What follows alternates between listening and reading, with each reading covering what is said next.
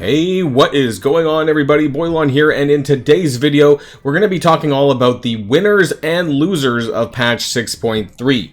Yes, that's right, we're on day 2 of patch 6.3, and I want to talk about my thoughts on the best characters, the worst characters, and everything in between based on their stats, how high they stack up compared to other characters, and what they do, the kind of characters that I'm looking forward to in this patch, and who I'm not so much looking forward to. So all of that and more in today's video, so if you're ready to go, then let's boil this down.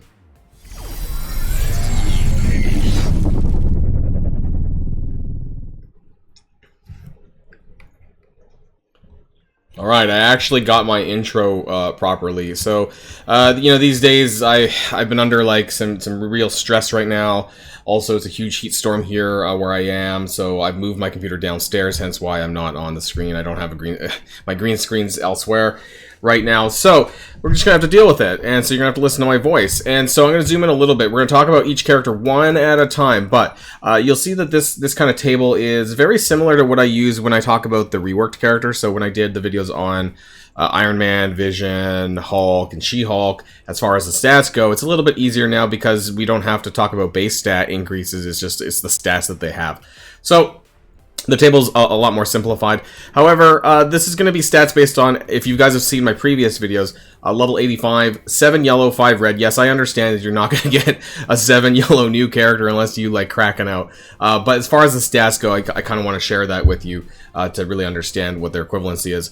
Blue ISO 2 for the moment, Gear Tier 15, and Stark Tech 25%. And it does include their own self-passives. And the reason why I'm doing this is because I think that's pretty, as far as the gear tier and stuff, that's pretty reasonable, I think, at this point. You know, I don't want to put the bar at sort of Gear Tier 16 or Blue 4 or something like that.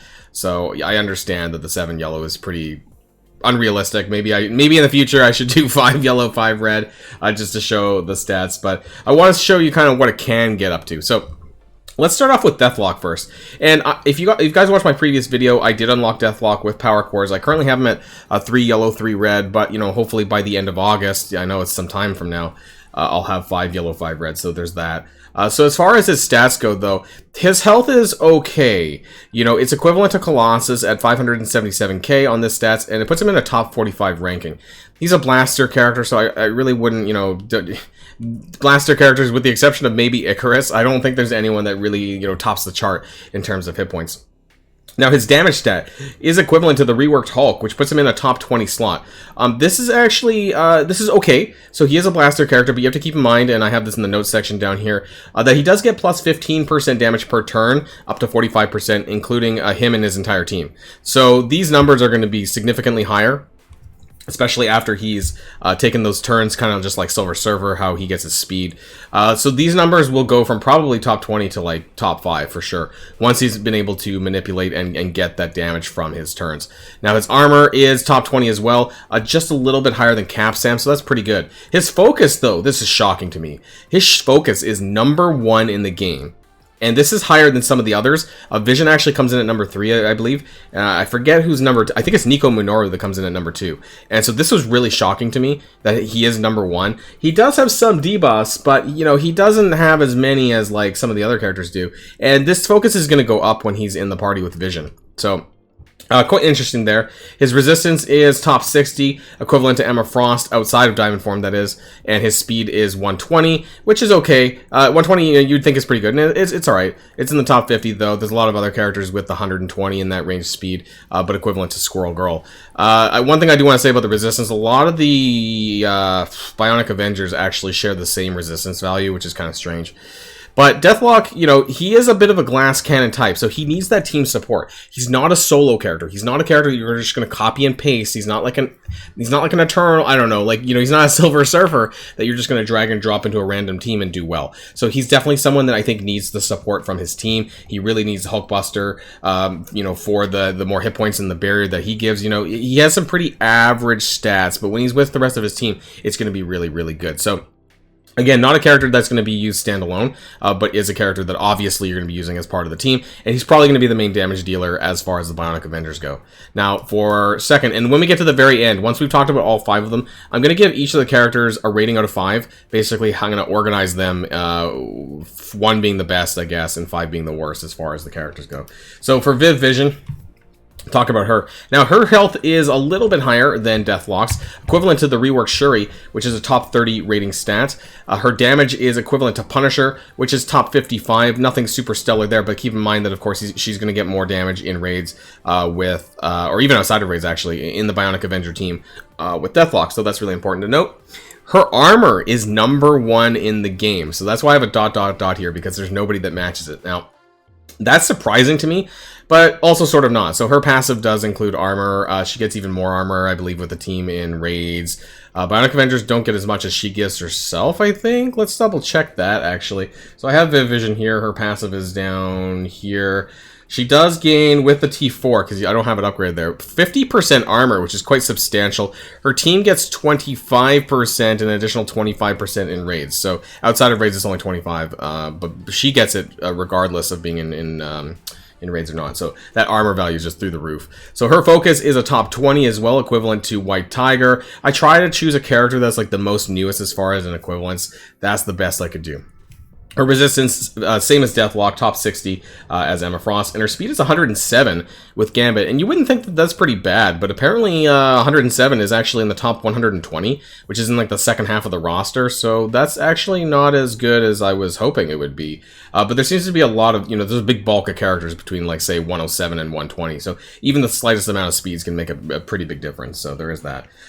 Some notes here. Again, she'll gain damage from Deathlock per turn, huge armor passive for herself and the team, and she'll obviously gain more stats and more hit points, more focus, and all of that, with the rest of the team. And she's actually the very first character to have a row blind mechanic. Now I'm going to bring her kit back up again.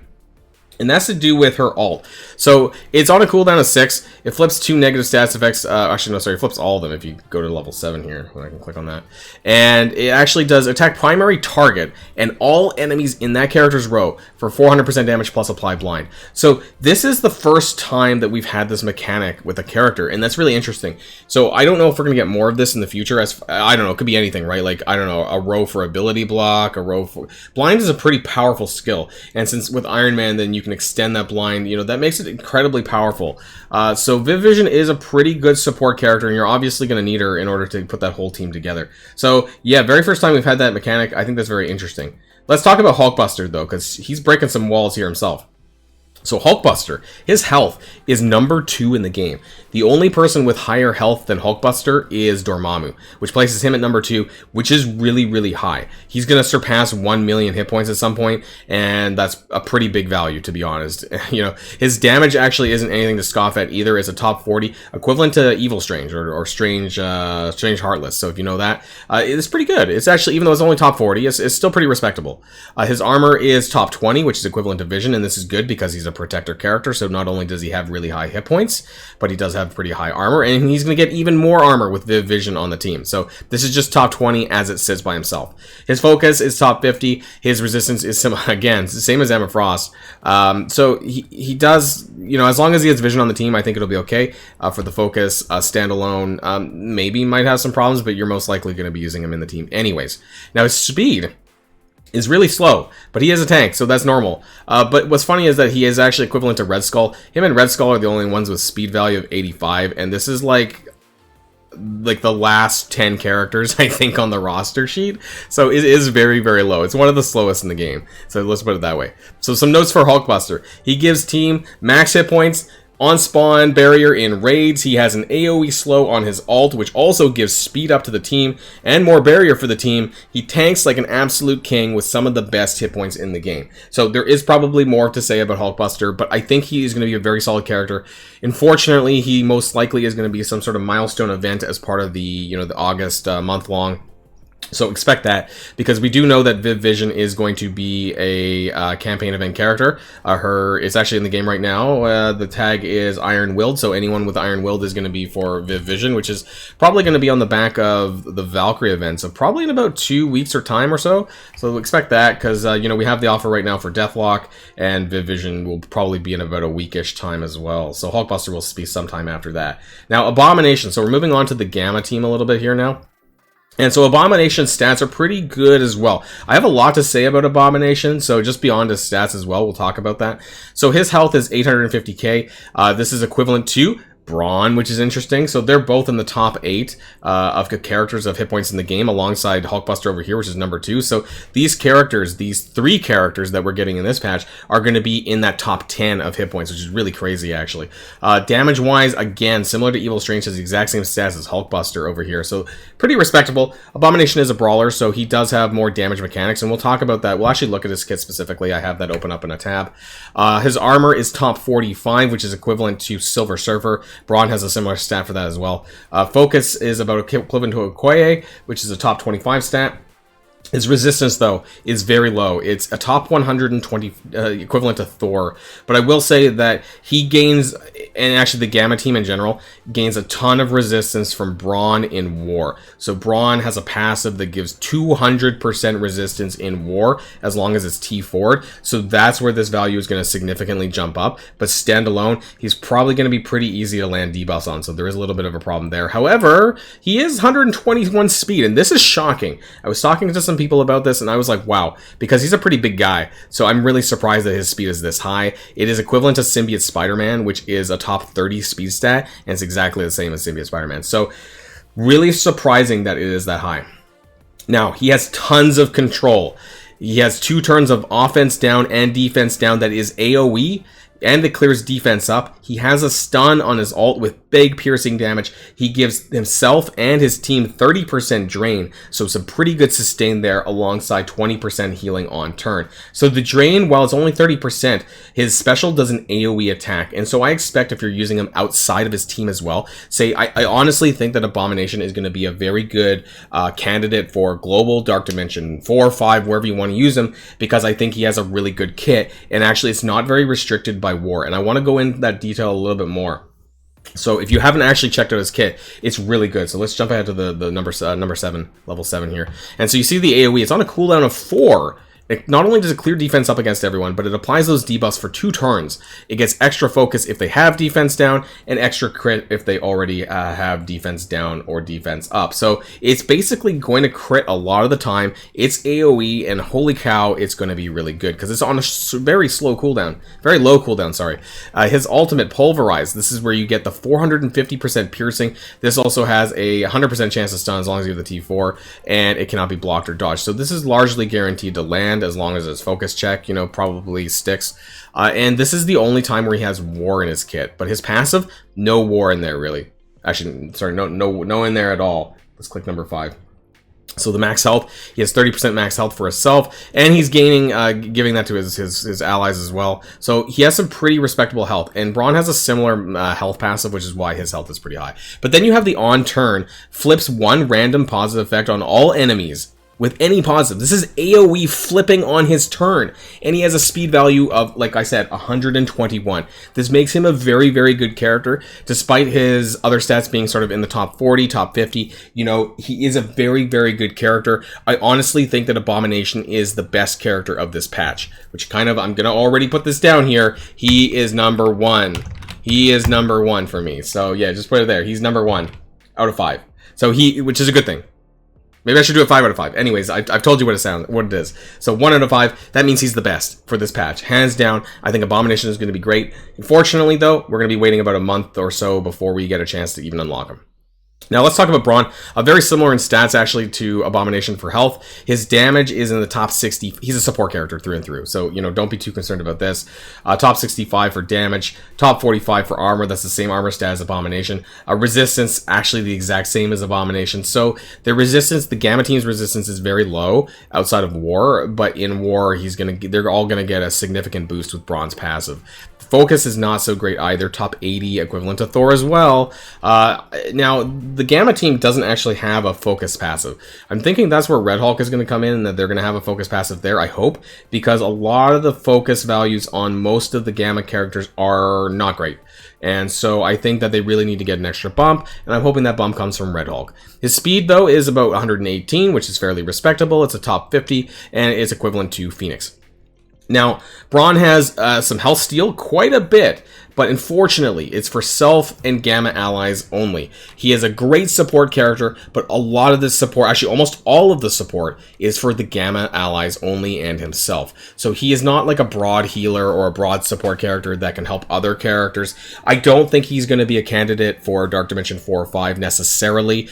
There is talks of, just taking Horseman characters into Dark Dimension, and that's fine, but as far as like his usability, his support actions are not going to last across the team unless, of course, you're also running Abomination in there. So that's the only other way that would work. He has way more Vortex than Abomination does. So I want to take a very quick look at Brawn because I want to show you what all this does. His basic, applies offense down, gives regeneration to injured Gamma allies. So you can see all these callouts to Gamma. Spread all positive effects, excluding taunt, from Self to all Gamma allies. Gamma allies here, so the health redistribution, it's actually 35% from the primary target and redistribute a shit ton of it, 500% to Self, and so it's going to be a full heal for him, but unfortunately it doesn't work for anyone else, like, how Minerva's kind of redistributes to everyone. Doesn't do that. Gamma allies only, I'm afraid. And same with the buffs. Apply immunity to Self and all Gamma allies. There's like everything is Gamma allies. He can heal himself, that's fine, but everything else, Gamma allies. Gamma allies, everything, Gamma allies. You get the point, right? So he is a really good support character with some really good buffs here. On spawn, apply speed up to Self and all Gamma allies. On spawn, on offense, Gamma allies, and you get the drift. So unfortunately, while he's a very good support character for his team, not so great outside the team. So he's not going to get as good of a rating for me as Abomination. So who gets number 2? And I think that's going to be Hulkbuster for me. So I'm going to give him, where is it? 2 out of 5. Oh, shit, that did. Damn it, I don't know how I fucked this up. Okay, we're going to go to the next one. We're going to give him 2. So Hulkbuster gets a rating of 2. He's the second best character, in my opinion, in this patch here. Number 3, I'm going to give this to Vision, actually. Or Vision, sorry. So I'm going to give her a 3. So we're going to post it down here. And then we're going to give Deathlock a 4. Now, I realize that I have Deathlock unlocked, but I just don't think he's going to be a very character. He's not going to be a character that you're going to want to use elsewhere. He's probably not going to be a character that you're even going to take to Dark Dimension if you can help it. But obviously, you're going to Gear 16 him at some stage, but I don't think it's a huge priority necessarily, other than just for raids. And yes, raids are very important, but in terms of the broader use in the wider game, I don't think Deathlock is going to be there. I think Vision is going to be much more useful. I think that you could do a global Dark Dimension, for example, with Vision and Vision together, and then like if you wanted to do Abomination, that'd be great too. So those are some of the Horseman characters that you can take that are better. And then 5 is going to be Brawn, because I just don't think the support actions are real. It's good for the team, but the characters that are going to get a higher rating are going to be those characters that are just very, very good outside of their team on top of in their team. So, unfortunately, those characters with team-specific callouts all the time are going to get that a little bit less. It means that you're just not going to use them as broadly in the game. So, I hope that clears some of the stuff up. I hope this was kind of interesting, just to see where their stats line up, their strengths and weaknesses, some of the things that I like about them. And let me know what you think in the comments down below. What do you think about this patch? Who are you going to focus on? If you have some big red stars to blow on, what are you going to do? I really can't wait to build the Bionic Avengers, and I don't know if the Gamma team is necessarily for me going to be a early build for me. I'm probably going to wait obviously until Red Hulk. I'm not, and even then I might. It's a war team, so I'm not sure how much I care about it. But for definitely, I'm going to be building up the Bionic Avengers because I want them to work, and I think you're going to need Hulkbuster, who unfortunately is the last one on the team, to really make that work with that juicy hit points. So that's the end of the video, guys. Until next time, stay safe and healthy, and I'll see you all later. Boilon signing out.